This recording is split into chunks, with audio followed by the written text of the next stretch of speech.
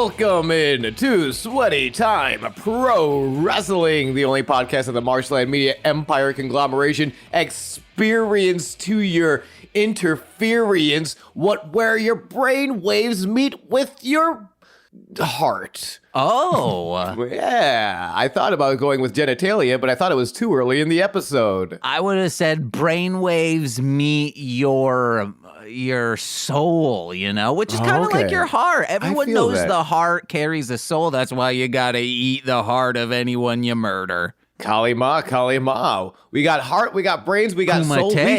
We've got your two co-hosts, neither of which are Jean-Claude Van Damme yet. But they are Sean and James. Wouldn't it be cool if I Freaky Friday'd with that freak? With Jean-Claude Van Damme? Yeah, why not? I'd be like, I'm from Cyborg, bitch. I would just look at my abs all day. Oh, okay. Or no, you know what? I would look at my hip flexors and I'd be doing those splits. You know how he does those splits? I'd be doing those splits. I'd be splitting on Nicole's face, fucker, because I'm teabagging her in Halo. That's not the first time we're going to hear teabagging today. Oh, yeah. We got a great episode lined up. First, Sean. Yes, James. As we've been talking about, Mass Republic, it's a licensing thing, but they have a comic book branch. I have not read all of Cataclysm yet, even though I do. I was able to read issue 2, which is... Cataclysm, by the way, just for of quick, the Luchaverse, yes. Yes, this is the comic retelling of various origin stories, and there's like an own building singular storyline of various real-life luchadors, but now in comic form. I would also say these aren't retellings of... These, I think, are built upon themselves, because I don't know if the Lucha Brothers were... Issue 2 is the Lucha Brothers and Solar and Super Astro. I don't think the Lucha Brothers, canonically, you can correct me, were... adopted from an orphanage as children by, like, white missionaries? Is one of them El Generico? No. Which is going to be really... Oh, that's a shame. Do you know who El Generico is?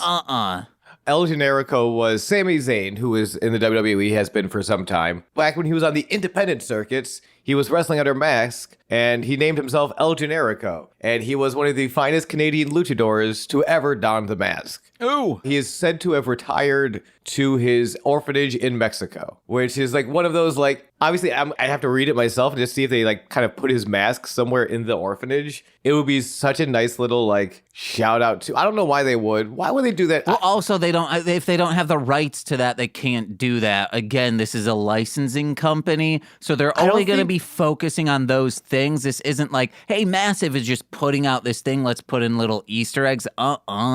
Okay. Easter eggs are cool though. We can both agree that Easter eggs are cool. Yeah, but the cooler Easter egg would be like, hey, let's throw Conan's mask in there, because that's going to be issue 3. It's Conan and the Ambassadors. Plus, because these are like half stories to introduce all the characters that are going into the Luchaverse later on. And then Interludium, is that? Ooh, I'm not familiar. The Cosmic Shift. Oh, that might be everyone from these stories coming together, and then I think that's what it is. But Sean, for a gift, do you want this Conan action figure? Wow, that is like old school Conan too. That is Conan with the Tiger, which is my favorite Conan. If you're not familiar, go check out that documentary we randomly watched. The Fall and Rise of Vampiro, which features just some beautiful old school footage of Conan and Vampiro, including Conan with a tiger. So these comics rule. If you're into any luchador shit, you should be picking these up. It's Massive Comics. That's the publisher. And then Mass Republic Comics. Those are the developers, the producers of all of this.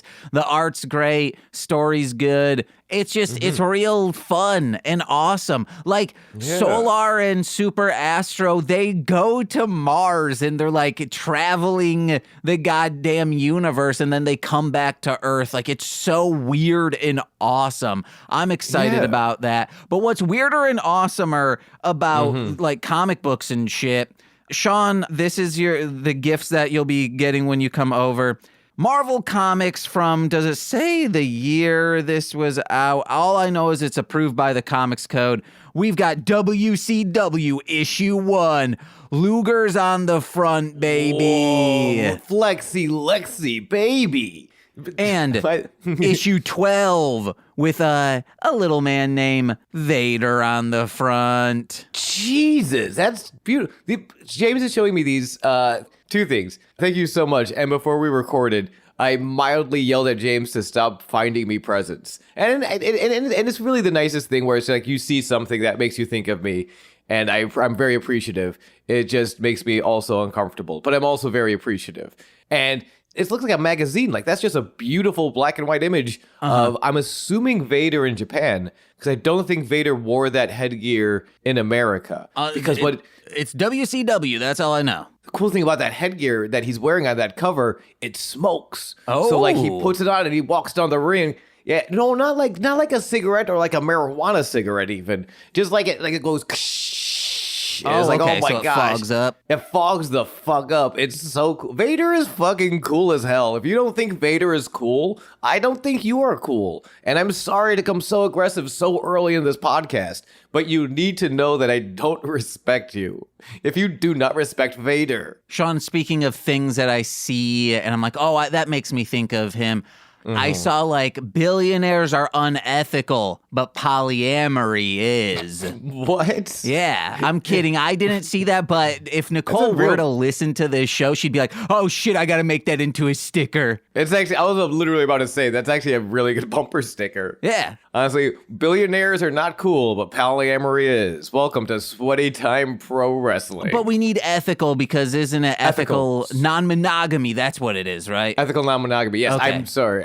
Yes. This is the last week of the... we're going into the last you being week monogamous. Yep. After that, I am sorry, Catherine. I'm cheating. I'm not dating anyone named cheating, Catherine. it's ethical. Oh, okay. I forgot. No, I'm just. Because Catherine's also done with it. Catherine is not a real person. I invented her today. She's like, well, Sean's not really there emotionally, but his dick game is so fucking strong. I need that elsewhere. Catherine is not really there. And literally, she does not exist. I invented her, and I'm immediately regretting it because you're not going to let this go. I don't know. I might forget. We'll see. I'm That's getting true. real high tomorrow. That's all I know. So I might forget. Wait, what are you doing tomorrow? Nicole and I haven't had a day off together in such a long time. And usually once a week, we would do a high day where we watch a bunch of movies. We haven't had a chance to do that. This week, we get sort of 2 days. Beauty. Because Halloween, I'm getting out early. I'm going in early at the Chicago Comics, getting out so I can go home, hang out with Nicole. But yeah. Lovely. That's going to be lovely AF. Oh my gosh. Speaking of Halloween, this is the last week at the Halloween Pop-Up Festival that I've been working at. So I forgot why I kept trying to bring that up. But that's, then I'm going to be able to sleep in and rest my vocal cords. And I don't know, other things that might be fun. Take Catherine out for a nice dinner. Oh, yeah. Which would be crazy because she's not used to you doing that. She's just used to that pipe. Yeah, because I met her while having sex. Yeah. With a pipe. I'm a perverted plumber. What? And you... No, what? the pipe is you, baby. That Yes. swinging thing beneath your legs. Yes, because I combined knees? That's how long it is. I combined my body parts with various plumbing accessories to become a cyborg plumber who's good at sex. Like Jean-Claude. Like Jean-Claude Van Pipe. Okay. This is my pitch. Comic books, pick it up. That's not the worst thing you've heard all day. Well, I could figure out a pun, so I've been trying to get my friend / coworker Lance of Snack King Comics. He did the cover for The Dragon and the Monster. I've been trying to get him to do like Chainsaw Men, where it's like a bunch of lumberjacks like sawing down zombies, but on the shelf it's right next to Chainsaw Man. And I want to do like One Punch Boy, so it's right next to it, where it's just like a boy and he's like super. Oh, wait, no, it would have to be like One Punch Boys, and then it's a Three Ninjas type thing. Okay. Where it's like brothers and they're like punching them. This is just an excuse to get Dave Dragon back out there, isn't it? Oh, dang, I didn't even think of that, but we'd have to call him like Daniel Dragon for legal reasons. Yeah, and instead of making it Hulk Hogan, let's just make him Macho Man Randy Savage. As it should have been. Thank you. Oh, God, I'm just going, oh, yeah, I'm going to stomp out these terrorists, yeah. Oh, yeah, I'm going to say it's okay to cry on the Arsenio Hall show. And it's going to deeply resonate with Goose for many, many years later. Wait, he really said that? Oh, yeah. Hell yeah. If you ever go on my channel, I use that as a sound clip. And it's like, yeah, from like a early 90s interview appearance where Macho Man's like, yeah, it's really cool to cry. Everyone should be okay with that. And I'm like, fuck yeah, Randy. And Hulk Hogan says, man, I'm on too many steroids to cry, okay? Yeah, he can go fuck himself. And we are too much in the shade, or should I say en la sombra, in episode 15 of season 3 of Lucha Underground. By the way, this is a Lucha Underground podcast. I don't know if anyone told you, you listeners, you sweet, sweet listeners. This is a podcast where we detail Lucha Underground. Season 3, episode 15, En La Sombra. People would say you've been going on a lot of tangents to us, but like it was luchador and wrestling focused, all of these tangents. Yeah. I'm loving these comic books, and I hope people start reading them. Yeah, we just wanted to, like, I don't know. I hope that transition was not too severe. No. I've been working really hard on my transitions, and I'm not saying they are good, but I'm saying I've been working very hard on them. And I thank you all for being there. I wrote down Pindar because I made sure to write down the names of the 2 generals of Cobra Moon that I forgot to last week. And I'm glad I did, because they are in this. What's going on? You just excited? You just tall excited. Daddy. It's insane, this Luchasaurus, man. Why? Yeah. I know you've brought him up here and there, but this man is an Adonis. Like, if you stood him next to Jason Momoa would, his dick would shrivel. He'd be like, oh, I feel emasculated. Yeah, no, this man emasculates, currently known as Killswitch, emasculates everyone. Oh, I hope he engages. He is a hunka burning love, and I'm a big fan. And I miscredited him. He was not on Bachelorette. He was on Big Brother, I believe. But put him on a Bachelorette. This guy's a hunk of meat.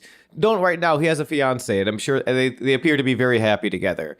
But I'm saying, this guy should fuck. And he is, okay? And he is. That's what having a fiance is all about. Oh, is it? Uh-huh. Oh, I got to talk to Catherine. Uh-huh. Well, being a fiance in your case would be being emotionally available. Yes, that's all. Because again, that's why you guys are being non-monogamous. She needs emotional availability in another partner because she's got that dick game covered by you. Yeah, and I just hate talking to the people I love. It's not that you hate it. It's just like that's not part of your vocab. Other people have different love language. I would say touch, but yours is fuck. Yeah. Hey, also before the bit goes too far, I think I might be monogamous. I don't know. I got scared of this bit and speculation on my monogamy or lack thereof. Oh my God! I got scared because I'm lonely. This is what your early 30s is about. Is like to actually solidify. It's still early. That's in the morning. I don't know if it's early in my 30s. Okay, well, your early mid-30s is really solidifying what you are all about. Like, what am I going to do when I'm a grown-up? I think it's just gonna be keep watching Lucha Underground or other defunct wrestling television. JCW's still alive and kicking, That's bitch. True. We go to the desk after a lovely recap, and they recap what the Battle of the Bulls tournament. We're in the middle of that. That is a tournament of 4-way matches. The winner of the tournament gets a title shot. Having already advanced are the Mac as well as Cage. And who will they be facing? The winner of this tournament? It's either going to be the current champ, Johnny Mundo. Ooh, he's such a scamp, this motherfucker. or the former champ he stole that belt from via shenanigans, Sexy Star. I have some predictions at the end of the episode, and I'm excited to get into it. This episode threw my predictions out the window. Oh. We should have said this beforehand, who we thought would, like before the tournament started, who we thought was going to go all the way. Okay. This is what I think's going to happen. I think Sexy is going to win the belt back, and the Mac's going to win the tournament. I want to see a Mac v Sexy, because that would just be so fucking cool, because they have absolute respect for each other, so it's just going to be a great match. There's not going to be drama. It's just going to be gnarly. It would justify, and I kind of have this in my notes later on, it would justify that Marty and Mariposa angle with Sexy and the Mac. Because Sexy and Mariposa have a little moment together, and it kind of strikes me that nobody really came out of that angle looking better except for Sexy Star. Yeah. And I was like, that doesn't seem good. And the Mac of saying, this dude, if you have him in your corner, you're set for life. Kind of, but it also made him it made him very sidekicky, which I didn't love. Like, I didn't see him, I don't know, I didn't see him as a partner. I saw him as a sidekick. Okay, all right. You know, it's like, yeah, like yeah. It did give him exposure, though. Exactly. This is why you're good at the dick game, because you think of like, I'm just your sidekick. But no, man, you need to be a partner in this relationship with Catherine. Catherine is not a real person. And I don't like that this bit is turning into, let's attack Sean for not being good at relationships. Hey, James, you're right. No. This is not my strength, but I'm trying. I'm out here trying to build love with real people. Catherine is not a real person. Sean's great emotionally, and like he's decent dick game. You know, my dick fell off due to inactivity sometime in 1938. Sean's gonna make you come, and if this is what you do, he's gonna make you squirt everywhere. All right, I'm gonna make you spill your squirt soda. Who are you, hanging out with dads? Because those are the only people who drink squirt soda. I thought you were gonna say those are the only people trying to make a squirt soda pun out of my sweet female ejaculate joke. That's why dads love squirt soda. We've talked about it so much on Mostly Speaking Sentai. Guys, make sure you're listening to Mostly Speaking Sentai while you're sipping your squirt soda so that you can do a spit take when they say something outlandish. We got a first match. The third match in the first round of the Battle of the Bulls tournament. This was fucking nuts. It's Killshot versus Dante Fox versus Mariposa versus Jeremiah Crane, also known as Sammy Callahan. Before we even get into it, this is my favorite match this might be my favorite match of the whole tournament right now. Yeah, I really like it. I'll say this. When I start talking shit about Jeremiah Crane, you famously gave him a thumbs down. Yes, as I said his name, and I bit my tongue. I think he's a fantastic wrestler. It is the character and his look. He looks and reminds me of all the people in underground horrorcore rap music in the scene that snake people out of their money. I'm just like, oh man, I want to punch that dude in his face because he steals people's loot. He's a real scumbag. We talked about this before. We don't have all the answers yet, but we both predict that Jeremiah debuted this season as the new boyfriend of Evilise. We think he's using Evilise. The character is using Evilise to get into the temple. We saw this strange interaction between him and Katrina where he's either in love with her or he's trying to devote himself to if she was a religious figure, he's devoting himself to this religion. But either way has used Evilise, who's honestly, she's just out here trying to get a paycheck. It's hard as a professional wrestler, not in the WWE. In 2016, she's doing her best. And fucking Jeremiah Crane is he's a snake in the grass. And I very much see that edgelord carny scumbag. Where he will sell you a $30 shirt for $60. Yeah. You know what I mean? Yeah. And also, he is a snake. Foreshadowing, maybe. Maybe? I know shit about like his character that I'm guessing happens next season. And I'm like, how? What happens from now to then to make his character this?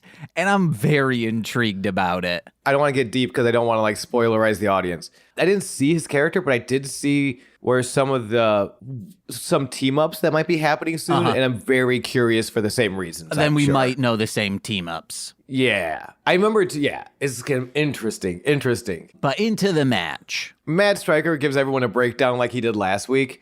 Precise, deadly, kill shot, methodical, motivated, deadly, Fox. Scintillating, desirable, deadly, Mariposa, and unknown, dark, disturbed, and of course, deadly, Crane. It's like, dude, just stop saying deadly every time. Yeah. You made the mistake with Killshot and Fox, and then you double down, and shut the fuck up, Matt Striker. God, you're so deadly. Oh, he's quadruple deadly. This match goes so beautiful so quickly. Bell rings, Killshot and Fox, by the way, we talked about it for a while. Fox has been here. He is the survivor of Killshot's platoon. Killshot thought he when he escaped the POW camp, they were all dead. Fox appears. Fox doesn't forgive Killshot. Every time Killshot tries to bury the hatchet, Fox hurts him. So they are in a bit of a blood feud. They try to go directly for each other, but Jeremiah intercepts Fox's face with a pump kick. Mm-hmm. Mariposa's taking a second to be like, all right, let's see what's going on here. Killshot roundhouse kicks her in the face. It was brutal. This match could be called Lip Kick City because there's nothing but like people getting kicked in the face from standing up. Like no one, like there are a couple people like on their knees get kicked in the face, but boy, oh boy, again, these Battle of the Bull matches were spoiled. It is nuts that this show is still not going. I would say even the Battle of the Bull matches is a symptom of the disease of our spoiling, because really this entire roster were spoiled. I have the note later, but I might as well drop it now. If you were like me and I was not super familiar with Sami Callihan's work. Like, I knew him and I've seen bits and pieces here, but like watching this Sami Callihan, this Jeremiah Crane, it's incredible. I'm like, he's everything I thought he would be when he first debuted. And I'm like, this feels like a really big deal to get Sami Callihan this year. And yeah, he's amazing. Mm-hmm. He fits in so well. You'd think he'd have been here for years. And it's like, no, he's just very good. The entire roster, right, in season 3 is just so fucking hot. Mm-hmm. It's very exciting. Vampiro has a wonderful quote on creativity. I've never once thought of a move. Then again, hitting someone in the nuts with a steel chair. Is that a move? Vampiro never change. Never change. That's Vampiro's mindset while playing chess. Yes. I never thought of a move. He's just like beep, beep, beep, beep, beep, beep. And then, not his opponent because he honors the game too much, but there's a guy who's talking shit on the side. Every like 5 to 15 seconds, he just beats him in the nuts with a chair again. It's like, hey, stay down there and stop saying rude things while I'm playing chess with my friends. Or if he's playing against the chess-playing robot, then he's like, where the fuck are your nuts, man? He just has to hit random bolts, hoping one of them is going to be a nut. I mean, nuts and bolts. That's what I'm saying. Banjo-Kazooie, only for the Xbox 360. Microsoft. Mariposa ends up cleaning house with like a double drop kick series of shoulder tackles. And the way she screams while avoiding a lot of moves, like anytime someone tries to do a move to her and she dodges, it's this scream like, I described it as spoiled old money sociopath, which is what she is. Yeah. Mariposa and Marty, we found out they come from old money. Their family is an old money, rich family, but they are like two children who torture small animals in the backyard. Oh, yeah. To have that character layer on top of just really solid work. I'm trying to think of there's another one where she drop kicks off the top, runned off the apron, like diving crossbody. It's insane. And it kind of bummed me out. It's one of those things where I'm like, where has she been for the last like season and a half? Yeah. There is so much to Mariposa and Marty that I feel like did not get explored more. And it's like, I want to see it explored in another angle. You said that they were torturing animals in their backyard as kids. Well, now they're torturing bigger animals in the ring. I know, and I love it, and I want to see more of it. Vampiro kind of puts his predictions out there for the tournament. He puts his money on either Fox or Killshot, former soldiers, for they're just such hybrid, perfect wrestlers. Mariposa starts taking flight to a chorus of lucha chants. Crowd gets very excited for this one very quickly. Jeremiah gets rough with a triangle clothesline. He knocks Fox off the apron, then into like a suicida body block. No one, at least this episode, hit the suicida dive, the dive through the ropes, like Jeremiah Crane does, where he throws his full body at it at full speed. Like, there's no showmanship. There's no like, oh, I'm going to create this beautiful. No, he just throws his entire body weight at you as fast as he can go. Yeah. It was it was so nuts. And I'm really, I think that was like one of the, I think that's his style for a lot of this match too, is just, it's very reminiscent, it's very reminiscent of like the Penta strong style that we'll see from certain Penta matches, where it's just, hey, here's my tempo. It's as fast and as hard as I can go. It's a minor threat drum beat. It's very good. It's very fun. At one point, Stryker calls, which he has called Killshot this before, the human IED. Well, I'm the human IUD. You don't got to worry about getting pregnant with me, baby. Oh, thank you so much. I am the human guy who's very nervous at this chair spot that Jeremiah Crane starts setting up. He just starts throwing chairs into the ring, pulls out a chair, bonks Fox in the head unprotected style before throwing it back into the ring. Crane introduces the hardcore element to this match and then designs this nasty little structure, like in the ring, a bunch of chairs kind of like unfolded and they're leaned on top of each other. One of them falls, which makes it more dangerous because it means the legs are sticking up in the air. As it's terrifying. And of course, this is the moment. This is the structure that the Tower of Doom spot, which a quick recap, because we talked about it last week. I don't think we said what it was. Tower of Doom is traditionally in multi-man matches some large superplex where multiple members of the match all are in this one suplex from the top rope, or a power bomb, or something that comes off of the top rope, some grapple maneuver that involves all the members of the match. This time we see Mariposa on the base as this Tower of Doom goes directly into the fucking chairs, and oh my god, I was terrified. But salute to her. She aimed it away from the upturned one, like beautifully, like, oh, I know exactly where to hit it so people hit chairs, but stay as far away from that upturned one as we can. Yeah. There are a couple obvious takeaways from this match, which will, you know what, let's kind of wrap it up, and then let's talk about, I kind of want to talk about some of these takeaways. It's very good. This is the go-to match for me of the night. Like, if you can only watch one match from this episode, this is the match for me. God, I'm skipping. I'm going to skip through so many notes because there's so much to talk about. It was a very good match. One thing before we get to the end, the butterfly effect to a standing chair that Mariposa puts on Killshot just fucking ruled. It's so disgusting. Mariposa was brilliant in this match. Also, as is Jeremiah Crane, I don't want to put over the stretch muffler sequence. The stretch muffler, it's that submission hold where you kind of like, it's a calf cutter. You put someone's leg around your own neck and you sort of try and give them you bend their knee at an awkward angle while they're lifted upside down. So yeah, Crane he's so smooth. The way he counter wrestles Death Valley Driver into the sit out power bomb onto Killshot. He pins him. Killshot kicks out at 2. Crane immediately grabs that ankle, transitions to the stretch muffler. Mariposa sees this. She's like, don't do that. Runs in for a kick, but Crane catches her leg and puts her into a stretch muffler, but she rolls it up into a 2 count. I was like, golly, it was this is art. This is beautiful, beautiful art. This is them treading the boards. It's theatre. Yes, this is Shakespeare. If iambic pentameter was a series of submission holds designed to tear your legs apart. Yes, iambic pentameter, yes. Yes, iambic pentameter, yes. At this point, it is Dante Fox and Jeremiah Crane. Fox gets off a combo, ends with his springboard Spanish fly. The springboard is C4, but he doesn't cover the shoulders quite of Crane, who is able to kick out. Fox goes off the top rope again. This time he runs into Crane's boots. Crane, with a cranial contusion, double underhook pile driver, wins the match at 10:57. Boo. Boo because he's the bad guy, but also, yay. Yeah. It's fantastic, yes. He's fantastic, and I get... Well, it's weird because a couple things. First, because I didn't want to lose this point.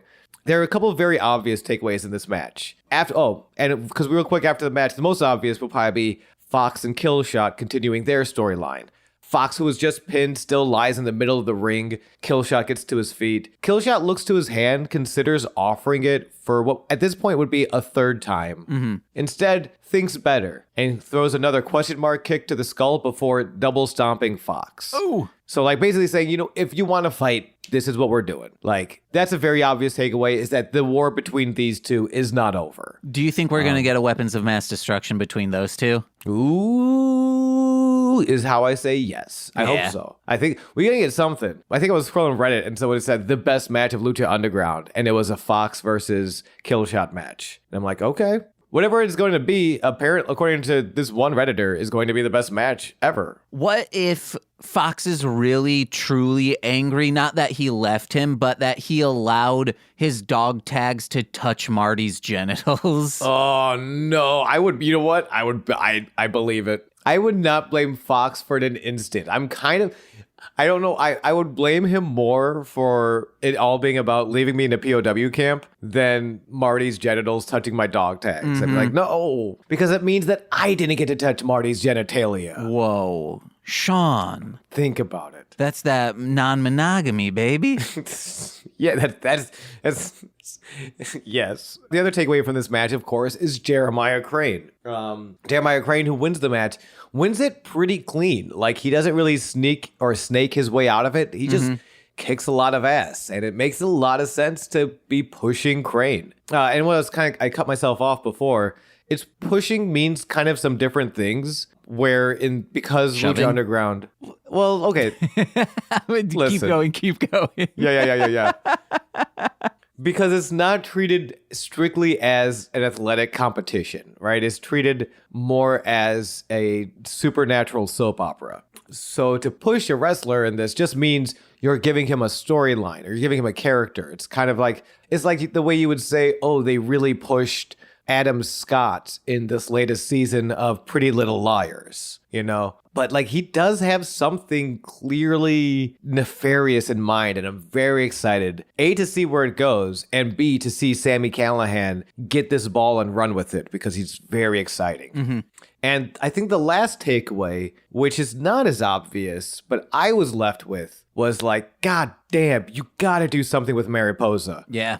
I don't know what happened with the sexy angle. I feel like there was a lot you left on the table with that one, but you got to find something else. We got to flesh out this family. We got to see more of these two, because she was brilliant, and it almost feels unfair, they've been hiding her from us, and I'm like, stop it. I do hope that are we to that spider thing yet?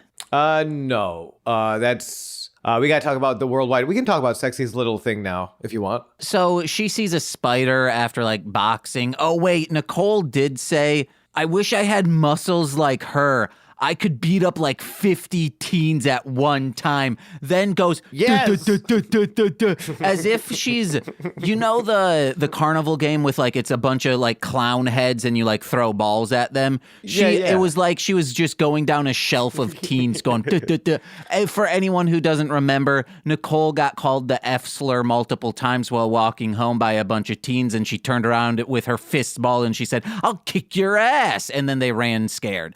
That's why she brought that up. Teens deserve to get knocked in the head. That's awesome. But the sexy star thing, she then sees Mariposa and is like, hey, I know you put that spider in. And she's like, if I was messing with you, it'd be something a lot worse than that. Come on, dude. I hope that there then becomes this threat a mutual threat between the two of them, and they kind of have to team up as like, enemies to partners, not really friends, and they have to figure out what's happening and take down this threat. I think that would be a pretty cool angle. I'd be down with that. If possible, I would love to see one more little like almost a villain short story where she can be a heel one more time, and we can see. Cause I feel like some of her heel energy got cut out from under her, and I feel like she has some bad guy. She has like one good bad guy story left. Yeah, before the team up. Also, what? Or we could do it after. What happened to the guy with like the metal glove? Are we gonna see that guy? Who's the guy with the wait? In the limousine? Yeah, remember? Like this was like real early, like this season or maybe something last season. He's Lorenzo Lamas, right? He works for the mayor, or he is the mayor? No, I think the mayor works for him because we never see the guy. I think he's the person who's trying to set all these pieces into place. I don't know, but that's something. Yeah. What if all of a sudden we see Mary and Marty's dad and they're like, oh, wait, you shouldn't be here. And then Sexy's like, I'll team up with you guys to take this dude down. I don't know. What if Sexy dates Mary and Marty's dad? Oh. Yeah. And she's like, now I'm your mommy, bitch. Do what I say. And what I want you to do is wash my feet. Yeah, my fan fictions are coming true. Oh, yeah. Is it... I wonder if that might be by design, though, where like they want us to forget about that guy. Okay, yeah. Is this by design, or am I giving the writing staff too much credit? Who's to say? We'll see how it plays out. We also have had to take some breaks. Usually we're like week, but we've had to do like 2 weeks off one time, maybe do like 2 and then a week off. So it's not like this could have happened 5 episodes ago, but in our time, that's like 10 weeks. With this pop-up festival, I don't know. I don't know what time is anymore, and I refuse to live confined by it. Meet me in the 4th dimension, baby. We're playing chess and sucking on toes. Oh, yeah. The Worldwide Underground is filming home movies. Taya's holding the camera to PJ and Jack. She's trying to get an interview out of them, but everyone here is... I have them as Homer Simpson level dumb. Oh, yeah. Yeah, they're very, very dumb dummies. Jack and PJ hit their... Like, at one point, they hit their double air guitar solos, and PJ asks Taya to add the sound in post, as they do, and she says, maybe I will, maybe I won't. And this is a metaphor for production companies holding movies hostage, a.k.a. release Wile E. Coyote versus Acme, David Zaslav, you coward. And that Batgirl movie. And the Batgirl movie. It looked really cool. I liked the costume. Johnny interrupts, asking why PJ and Jack are filming his movie and not preparing for their match later tonight. He reminds everyone that he's the only one here who's actually beaten Sexy Star. This is why he's the leader. And he asks what Jack and PJ are going to do if they lose tonight, and Johnny has to find 2 new members of Worldwide Underground. No! Taya reminds Johnny to play to the camera, and he makes his adjustments. So Johnny breaks down the stakes tonight. Win, or you are booted out of the Worldwide Underground. But he does it in a transatlantic accent, like a Cary Grant style, like... Because this man understands acting. He will threaten your job and your livelihood, but he'll do it playing to camera. Yeah. What a fucking pro. And we are seeing like camera cuts from the professional color graded content that we're used to seeing.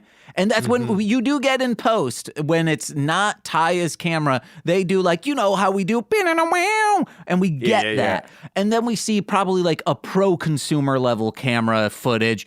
And when you see that it's uncolor corrected, you're like, holy, how is this like jankier camera setting making Mundo look even more muscular? Just something about it. Like the shadows hit his definition better. It's good, guys. Check this one out. Good. Maybe that's what love does. Because at this point, Taya and Johnny are dating. They're not married yet, but they are seeing each other. You know, when the person you love holds a camera to you, your muscles just glisten a little harder. I don't know. They know the best angles because they're like, I know when I look at you from this angle, I'm getting hot and not bothered. Aw, this is like I know this is horny, but like in a very wholesome, sweet way. I love romance. I want to know what camera angle Catherine's capturing you from. Catherine is not real, and the further we go along with this bit, the more it highlights my own loneliness. I recognize I introduced this bit, and I hate it. Sorry. I just hate it. I'll No, stop. you're good. I'll stop. No, you don't you dare. Don't you dare. Never stop, never stopping. Never surrender. The way Ty even signs up with like Johnny leaves and she's like, that was great stuff, guys, and cut. And it's just this shot of PJ and Jack looking like scared. It was so, it made me so uncomfortable in the best way. It was of just this like gross Hollywood extortion of like real shit for fake storylines. It was very, it gave me the chillies. And then we talked about. Sexy star in the gym works out. After she finishes up, she finds a spider in her locker. Later, she confronts Mariposa with it. She doesn't know anything about it. We also have Cobra Moon versus Drago, which is more of a storyline than a match, but we can break it down. Hard Times Queen versus the general who deserted her in her time of need. Technically, Cobra Moon is a queen, but she's probably not as powerful as she once was. Queen Mommy. Queen Mommy, sitting on that throne, looking great. I actually think Cobra has not lived a millennia like Drago has. I think she inherited this current state of her tribe because she says, like, you deserted us. She never says you deserted me. That could also be, that's interesting. That's very valid. I wonder if part of that is the manipulation of power. Like, if I wanted to guilt one of my workers for taking time off for things they needed to do, I would use that tactic. You are deserting us, as opposed to you are deserting me to sort of play on those heartstrings. But that's if I was a boss, not a queen, right? Yeah. A queen's a little different. You have that like birthright royalty. So I don't know. That's a good point. She definitely is still, even in this match, she's definitely here for reasons beyond winning. Mm-hmm. Drago opens up, rolling Cobra around, gets her in a calf cutter, then into a pin attempt. Cobra stays fluid, strikes with an arm drag when the opportunity presents itself. Very Cobra-like, very snakeful. Speaking of which, Stryker says she's got no bone, no cartilage. She a worm. She's not a worm. She's a snake. Snake got bone. You got bone. Bonehead, you son of a bitch. Catherine got bone, baby. Come on now. Come on now. We can't do this. Drago thrust kick, drop kicks, roundhouse kicks, sweep kicks. So many kicks to Cobra, but in rare form, pauses for a moment as Cobra hits the mat. Like he doesn't follow up. He doesn't follow up with that killer instinct he's so known for. He gives her a moment to breathe. When he sweeps the leg, there's someone in the audience that screams, "Sweep the leg!" He was very, there was, and Kobra Kai there wasn't even a rumor that Kobra Kai was happening yet. No, Cobra Kai was for sure going. How long has Kobra Kai been going? I think that was like 2018. Oh, no, it was 2018, but isn't this 2018? No, I don't think so. I think this is 2017. At most. Because I'm trying to think, when did it go off the air? Oh, wait, no, yeah, this is 2016 that it's filming. Yeah. So this guy was just ready for it, though. This guy knew. Maybe this guy was reading the Variety, and there was a rumor that Cobra Kai was like being chopped around, and was like, yes, this is all I want. All I want to do is go to Lucha shows and rewatch the Karate Kid film. Well, no, this is the reason why Cobra Kai exists, is because nerd asses are like, oh man, my favorite movie ever is the Karate Kid. There was some studio fat cat with a big old cigar and a bad toupee watching Lucha Underground, and he heard that guy go, sweep the leg. And then because he has special headphones so he could hear what the guy muttered to himself afterwards, he goes, sweep the leg. Oh man, I love the Karate Kid so much. I wish they would reboot it onto a TV series that starts on YouTube Red, but maybe, I don't know, goes over to Netflix. That'd be nice. And that's when the fat cat had an idea. Yeah, it could also be like How I Met Your Mother had nonstop Karate Kid shit because Barney Stinson, he sympathized with the guy, the Billy mean guy. Zapka? Yeah. And I sympathized with people not watching How I Met Your Mother. It's a fine show, I'm sure. I just didn't watch a lot of it. I watched every single episode. I used to own every single season on DVD. Trying to watch it now, just I've always thought this. Ted Mosby absolutely sucks. He is the worst main character ever. 2 thumbs down. And season 1's rough. There's a reason why I didn't start catching on until maybe like season 3 or 4. Man, the jokes are like a little stilted and forced, but A little Barney stilted. Oh, okay. Hey, all right. Speaking of stilted, not this match. No, this match, what again, is less of a match, because like, even when Kobra gets that moment of pause, Drago gives her that moment of pause, she doesn't use it to do a maneuver. She's not trying to hurt Drago. She gets to one knee and she points a finger at Drago, almost pleading, but the plea is, remember your place. Like, it's a very, very layered to it, where it's like she's losing the match. Like, she's not winning the match. She's not in a position of power, but she understands that she feels as though she should be. And it's not an angry thing. It's just a matter of fact. It's very, and the moment passes, Drago starts the heavy grapple offense. One final voiceless plea to come home from Kobra gets ignored as Drago kicks her block off, and he signals for the end. Drago climbs to the top rope and is interrupted as a new lizard enters the temple for the first time. Another one of Kobra's generals, one of the men we saw kneeling to the throne last week. This is Pindar. And Pindar knocks Drago off the top rope. Referee Justin Borden throws the match out in 2 minutes, 41 seconds. Bing, bing, bing. But before Pindar can do more damage, Drago's trios partners and friends, Phoenix and Aerostar, come in to mess Pindar up. Yeah. And it's anytime these 3 are just doing moves together, it's very exciting, and I love it. Even if it's just a little run-in, but it's still just like, God damn, Aerostar and Phoenix, hooey. My hope is that Drago shows up in the Luchaverse. It needs to happen. Yeah. Drago and Aerostar. Has Aerostar showed up yet? Aerostar too. Aerostar needs... I feel like Drago gets remembered because it's very easy to remember that dragon mask. Yeah. And like Aerostar does too, but not to the extent. And it's like, y'all need to like put some respect on Aerostar's name as well. Kobra summons her other general, the ginormous Vibora, also known as Luchasaurus and Killswitch. Ooh. The very tall daddy, and he comes in, eats Aerostar and Phoenix's lunch for days with this double choke slam. What's that move that he ends it with, where you put someone's head in between your thighs, then like jumps them down onto the ground? That is a tombstone pile driver. All right. Most of the time, people are like, oh, you need to be safe with that because you actually could break your neck. I believe that's what happened to Taz in ECW. Ooh, I'm not actually totally sure. I think it was one of those. Tombstone? I think it was one of those maneuvers that like he broke his neck and then walked to the hospital, and they're like, "Wait, who brought you?" And he's like, "I walked." And they're like, "No, you didn't. You should not have.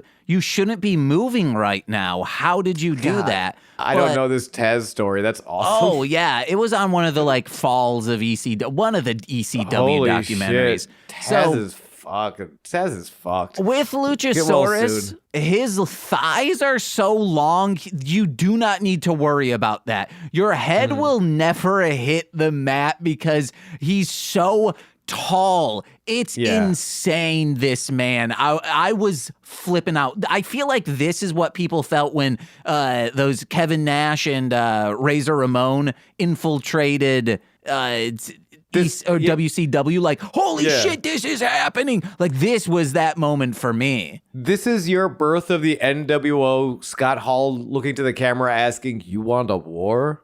It is just Luchasaurus being very tall. Well, also the other dude is a behemoth and too. Pindar is a big guy. Like, not to take anything away from Pindar's size. So much so that Stryker just says, "What the hell is that?" Not like, who the hell is that? What the hell is that? Mm-hmm. They do a great job of putting them over.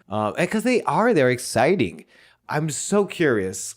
So this is the story on Wikipedia, which big old grain of salt. I couldn't find more support for this. If you know, please comment and let me know. Because if this is fake, it's a nice story. But according to Wikipedia, again, his name is Vibora, Vibora. But the crowd, when they see him, they start chanting Luchasaurus. which at this point, yeah, it was not his name. Everything I could find, he was before he had taken time off of wrestling after being released from the WWE, where like in 2016, 2015, he was wrestling as Judas Devlin, I believe. But yeah, he gets let go of the WWE.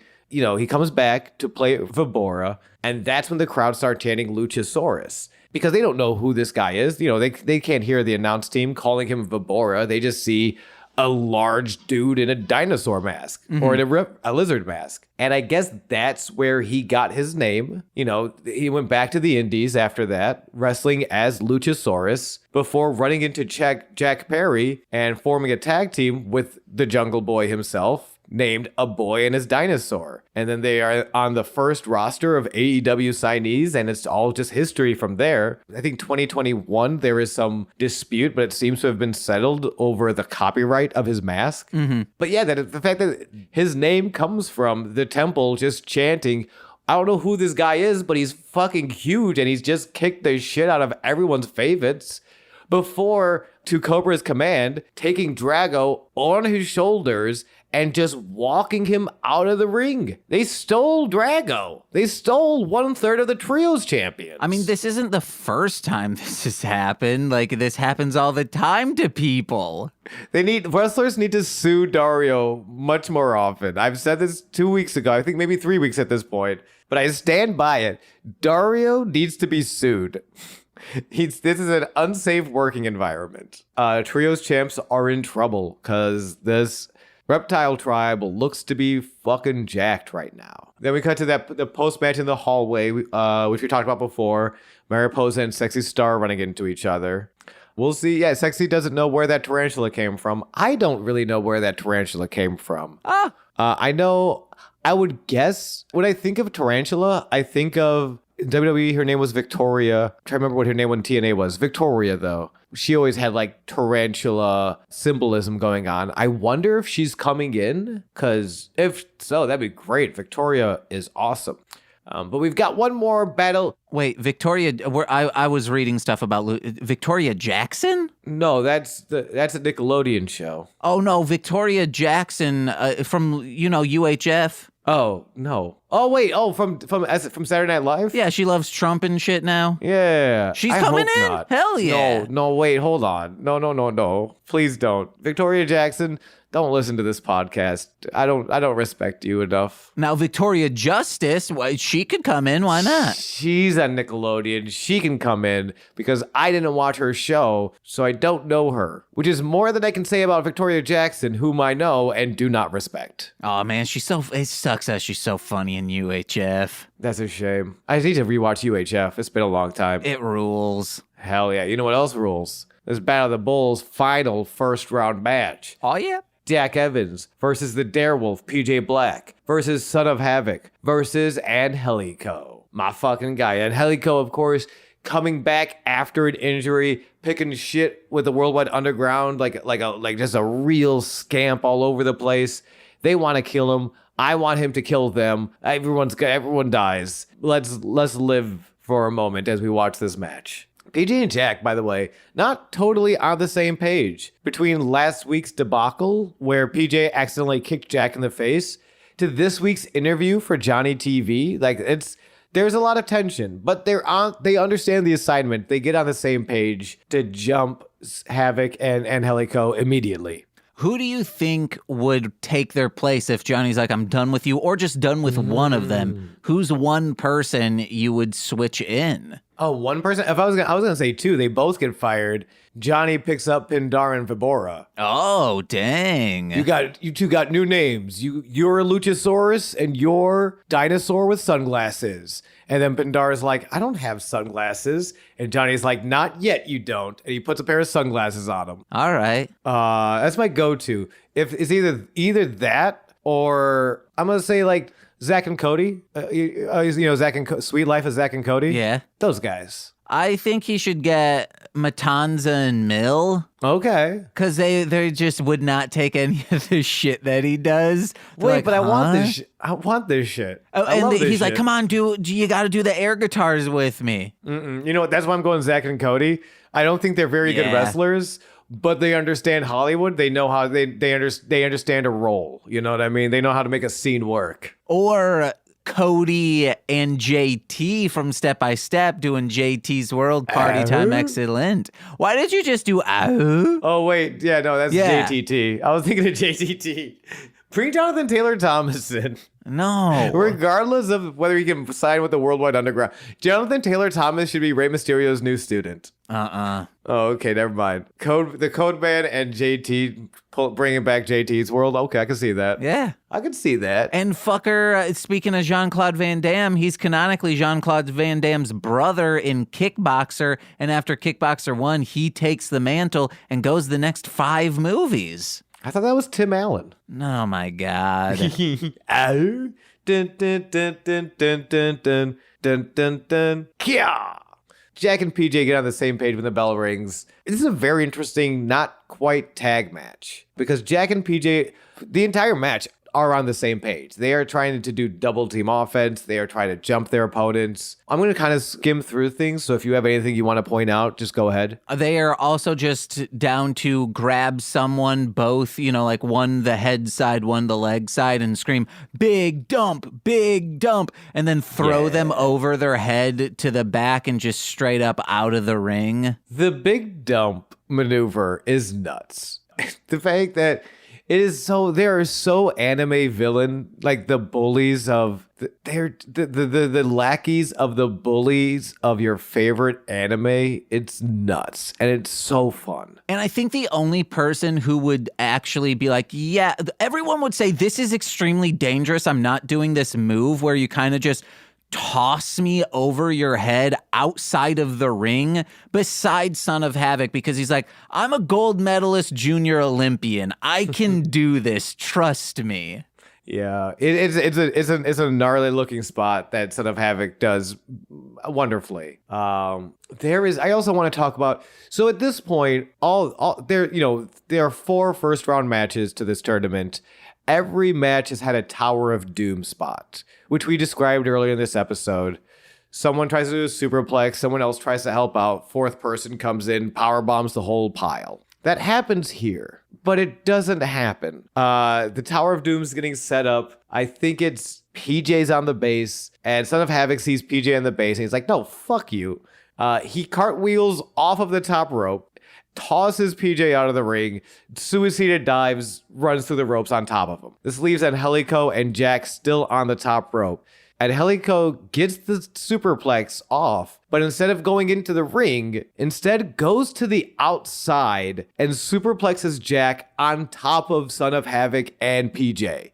It's like all of these Tower of Doom spots each week just to build up to this fuckery is, oh my God, I loved it. I loved it so, and to subvert our expectations like that. Oh, imagine doing that than having to continue doing your job. That's nuts. There's more match after that. That's not the finish. That's insane. It couldn't be the finish. It's out to the ring. You can't ring out in these. Oh my God. It's so, There's also a moment, speaking of ring outs, this is earlier on, when Angelico and Havoc, they dive on PJ and Jack on respective outside sides of the ring. Then they throw them back in. Jack gets thrown in second, so Jack gets thrown into the ring on top of PJ, and he just kind of like starts pinning him. And it's like 1, 2. He's like, oh, I didn't see you there. What happened? It was very cute. Also, Vampiro says they got I don't know who he's talking about, but he's got them bent over like a soft taco. Now, Nicole and I were baffled by this. Like, soft tacos bend over. Now, maybe fold over, but no one calls it like, oh yeah, can you bend that taco? I don't understand it, Vampiro. You were sort of out of it today. You know what he was trying to say. He's doing double commentary in 2 different languages, but not at the same time. As far as you know. What if he grew a mouth in the back of his neck, and that's how he's doing his Spanish commentary? Whoa, he got malignanted. Yeah. I've not seen that movie, but that's probably what it's about. Well, I haven't. It's about that. That's Oh, why okay, I neat. said it. Oh, good job. It's about Vampiro doing Spanish commentary for Lucha Underground. Well, also doing English as well. Yes. Yeah, fucking soft. I'll tell you right now, this match does not leave me soft taco. I've got a boner for violence. And you better believe Catherine's excited about it. Damn it. I knew it. I saw it coming. It's like that scene from fucking Monty Python and the Holy Grail as Jonathan Cleese is like running over the hill and just very slowly and no one can stop him. But it takes a really long. That's how she's not real. Please. She's not real. Sean, if you're looking to actually like get a girlfriend, maybe quit referencing Monty Python. Or at least John Cleese, the worst member of Monty Python. One of my favorite Family Guy jokes is they're forcing Meg to watch the bad Monty Python, and she looks to camera and says, "I'm a girl. I don't even like the good Monty Python." Oh my God. There's bad Monty Python? Son of Havoc, springboard cutter onto... Do you like how I transition? I just didn't even reference that. Yeah, 'cause I was going to say the entire movie of Life of Brian. How dare you? Having springboard cutters only scores a 2 on PJ. Match is off the rails. This is nuts. And Helico in the ring with PJ gets the flying knee, climbs the top, but Jack knocks him off all the way to the ground outside. PJ then throws Havoc outside of the ring, incidental suicida dive onto Angelico. So they're out of it. PJ then real quick tells Jack to cover him. Just like it doesn't matter who wins as long as it's the Worldwide Underground. So Jack like, yeah, that sounds great. He goes to cover PJ. PJ rolls up Jack, scores the 1-2-3 shenanigans in 8 minutes and 40 seconds. He teabagged me, Jack yells into camera. He teabagged me. PJ extends the hand to Jack, but too slow. He pulls the hand up and bails out of the ring. Oh, yeah. That's a hell of a main event. Worldwide Underground might be done, guys. There seems to be a lot of animosity, which is so funny because they finally have everything that Johnny wanted them to have, which is Johnny being the Lucha Underground champion. Yeah. Yeah, but then, some of that gilded paint, I don't think they see it yet, though, is the problem. Like, neither of them want to leave Worldwide Underground. So if, in that instance, they're kind of like, you know how, like, people will rightfully tell you that the government and very powerful people and influential people don't support education because they don't want a thinking populace because it's harder to control. Yeah, I believe that. That's kind of what Johnny has right now with PJ and Jack. Yeah. They're Homer Simpson level dumb and they just want to impress Johnny. So in that instance, in that way, Worldwide Underground has never been stronger. Mm-hmm. In that they are exactly as malleable and dumb as Johnny wants them to be. Now, will they realize that they're being used? Who knows? But they are now in a position where things are only going to get worse for them until they realize that things are very bad for them. Mm-hmm. That is PJ and Jack. They're going to end up leaving and they're going to make a new team called New Worldwide Underground Order. Mm-hmm. Yeah. And they're going to, yeah. And then they're going to ask if you want a war, but instead Vibora and Pindar come out and they're like, we don't want a war. We don't want a war anymore. And then they get eaten by dinosaurs. Okay, yeah. Maybe. We'll see. There's a lot of ways this could go. There's one last little segment. And my favorite little lore drops of this episode, we cut to the apartment Rey Mysterio and Dragon Azteca Jr. share. That's right. Rey Mysterio and Dragon Azteca Jr. are roommates. And I love that. I love his room. I said that out loud after saying a bunch of other stuff, and Nicole laughed very hard. But they are very Lobo Forte and Turbine in this. That's what they were given, guys. And that is a reference, real quick, just in case someone does not know. Lobo Fuerte and Turbine are from Los Luchadores, a TV show that was on Fox Kids. Yes. A sort of inspired by Sentai, like it's the same sort of formulaic episodic monster of the week sort of formula to these, Where it's like, I would just say it's influenced by Power Rangers in the sense that Power Rangers was really big, but it's more so influenced by the luchador movies of the 60s and 70s. Yeah, I don't think it would be so far to call that a cross between the luchador the El Santo movies of the 60s and 70s, as well as like Power Rangers and other various Sentai Ranger shows. Like I think, like to me, that's what Los Luchadores is. And yes, Rey Mysterio as a Lobo Fuerte, Dragon Azteca Jr. as Turbine, but more likable. Oh, yeah. I'll say Dragon is a much more likable Turbine. It's amazing.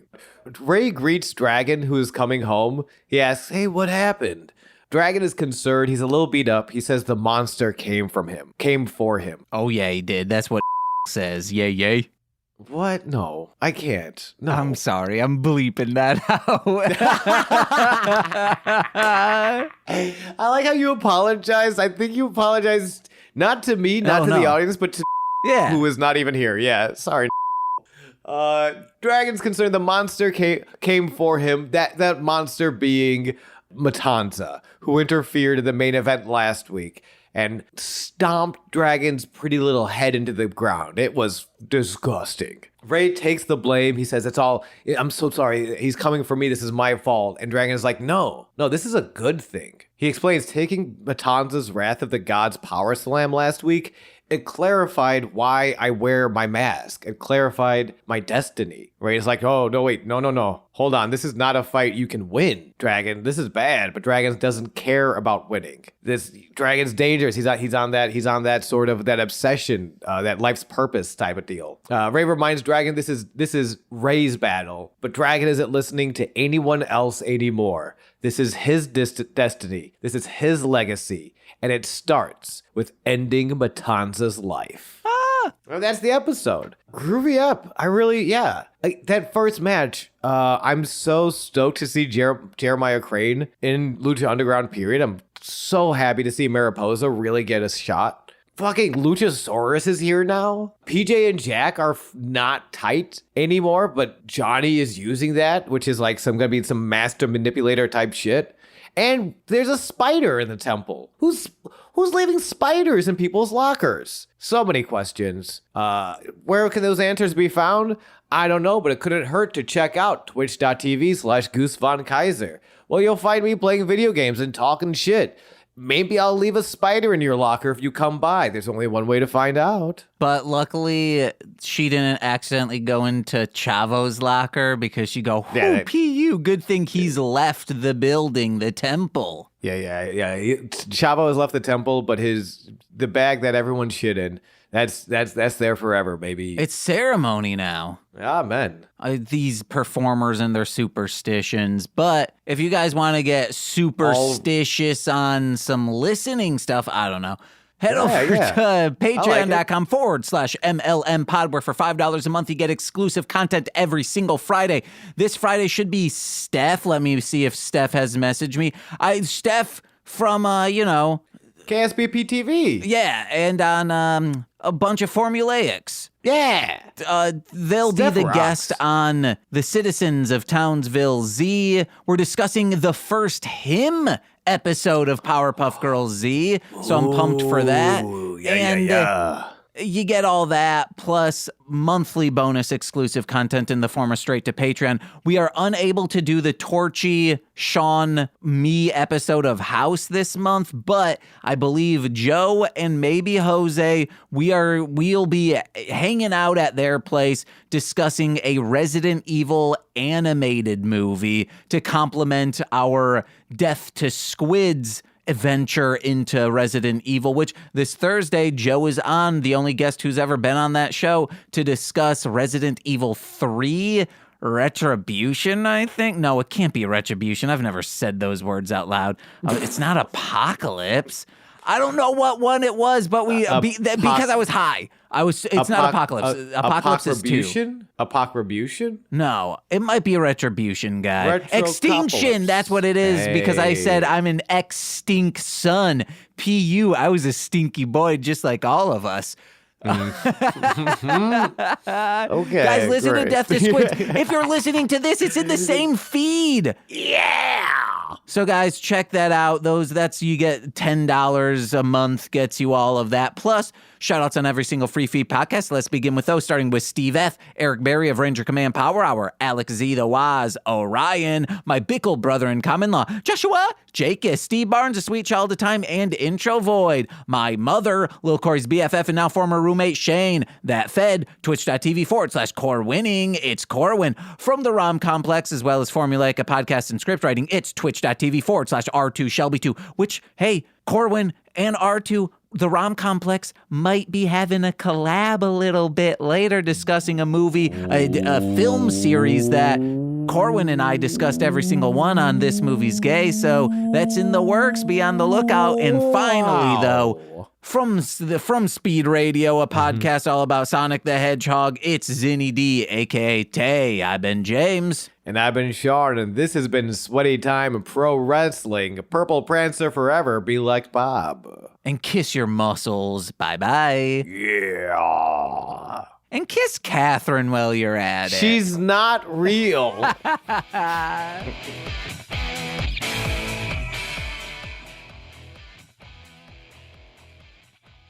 Oh,